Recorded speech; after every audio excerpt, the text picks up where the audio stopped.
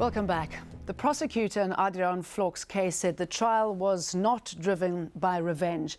That was reflected in the suspended sentences. Yet some of South Africa's whites see the trial as a dangerous move. Dirk van Eyck is one of many still scarred by apartheid. He lost his wife and 2 young children in 1985. They were on holiday with friends when their vehicle hit a landmine. 6 people, all women and children, died that day. It's almost impossible to be yourself again. It's now 20 years later and the loss remains the same. A callous act like that to be done in a civilized world is beyond understanding. The landmine was planted by 2 men belonging to the ANC's armed wing. They have since been granted amnesty after they appeared before the Truth and Reconciliation Commission. But the prosecution of former Law and Order Minister Adriaan Vlok has forced Van Eyck to relive the attack that cost him his family. Now he's threatening to go after the ANC leadership that ordered the assault. My feeling is, let them stop the prosecutions. But if they don't stop them, then they must prosecute both sides. Van Eyck says he is not motivated by revenge. He fears prosecutions will once again divide the country along racial lines. And me remind you of our guests, Matthews Poza in Johannesburg, Alana Bailey also in Johannesburg, and in Pretoria, Yasmin Suka. Mr. Poza, do you agree that this will just create more divisions within the race structure in South Africa? No, I don't agree. The process of peacemaking and reconciliation is definitely an untidy process. We just have to, as leaders, to manage the process properly. There is no way we're going to make peace on the basis of cover-ups. The truth will set us free as South Africans, so we must confront this phase and complete the job of unearthing the truth to the extent we can and reach closure.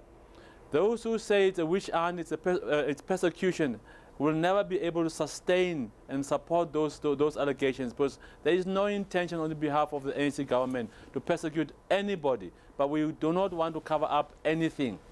Okay, are we going to see elements within the ANC leadership come forward? I mean, we know that there are recorded abuses that started within training bases, sexual abuses, a litany of crimes. What are we going to see done about that? The answer is simply yes. And we're going to hide nothing. We did not try to hide anything even at the Truth and Reconciliation Commission. We put up front what we thought were slightly out of mandate. And we look forward to an opportunity if some of our members appear before the court to support them to appear there. We're not afraid. We think the law must apply equally to everybody in this country. Ms. Suka, how are you going to make that happen? But I think that the important thing is to remember that reconciliation isn't just about forgiving and forgetting.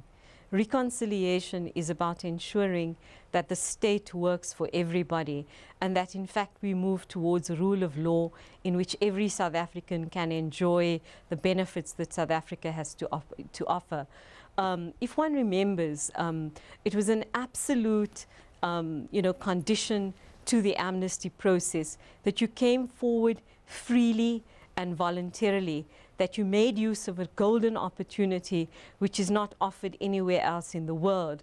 The fact that you chose not to do that certainly made and ensured that you would then be subject to prosecutions, and that's what we're seeing happen now. The Truth Commission itself looked at the conduct of parties on all sides. And in fact, if you look at the way in which prosecutions have taken place, it's not correct to say that Mr. Vlok and his colleagues are the first people being prosecuted. Actually, the first 3 cases have been of people on the other side. In the case of a man in the Eastern Cape, he was a member of the UDF, and in fact he was prosecuted and he spent a year in jail. Then there were 2 soldiers in the Ciskei army who were also prosecuted, and in fact they had to serve out a sentence. So Mr. Vlok and his colleagues are actually only the 3rd group on the list, and I think that it is completely unfair to say that prosecutions will in fact reconciliation. Reconciliation can only be built on truth and on justice. We've had a restorative justice process in terms of which people didn't make use of it. And now, of course, we're following the other alternative, the need for accountability. And I think that the one thing we need to make sure of is that 20 years down the line, we're not sitting and dealing with these issues. And that's why it's important to get it out of the way now. Ms. Bailey, do you agree with that? Now's the time? AfriForum agrees that it is high time to find a solution to these problems, to get the truth to the victims of ANC atrocities, but also atrocities from the apartheid side. Now is the golden opportunity to do it, but I'm very concerned whether prosecution will be the way to achieve this, especially if we see that the National Prosecuting Authority isn't investigating any of the ANC leaders. Mr. Vlok is really the first leader figure from the 1980s to be prosecuted.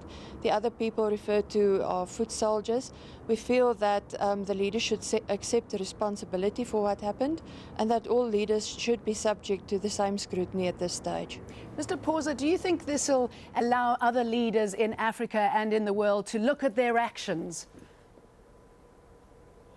Well, I think all leaders in the world could learn a few things about how one should not conduct oneself in leadership position, on how one should conduct oneself.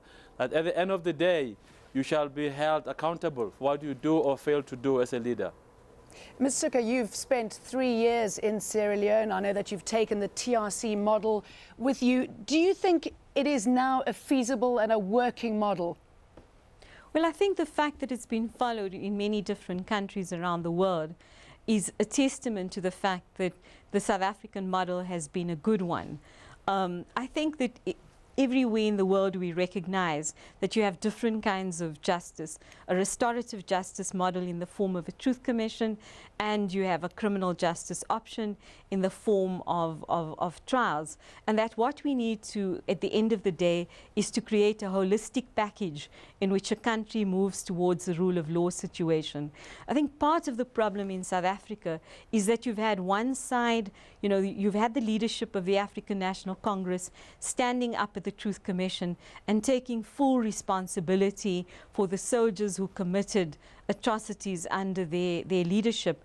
Of course, on the other side, one of the problems in South Africa is the fact that foot soldiers who served the former state feel that the former state's leadership betrayed them. Because when Mr. de Klerk appeared before the commission, what he said is that the former state had not authorized atrocities and had not sponsored state terror, and that for those foot soldiers who had committed those acts, they were in fact bad apples and had misunderstood what the leadership had said. Okay, now excuse me interrupting. You've got F.W. de Klerk. You mentioned that you're bringing up there. Ms. Bailey, would you also push for somebody like F.W. de Klerk to come forward and admit to the crimes that he's accused of committing?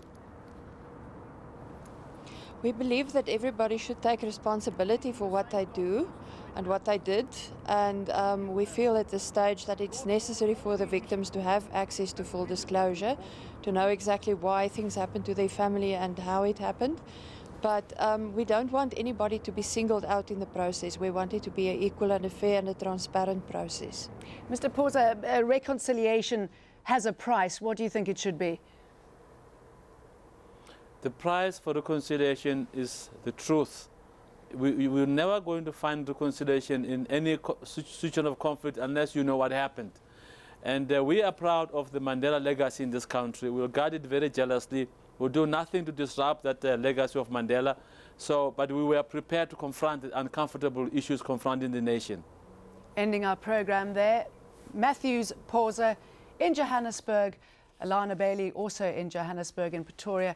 Yasmin Suka, thank you all so much for joining us here on this edition of Inside Story. Thrown up a lot of questions there, which unfortunately we can't answer in this half an hour. But of course, you who've been watching, we welcome your comments and suggestions. Please email them to us at insidestory@aljazeera.net. That's insidestory@aljazeera.net.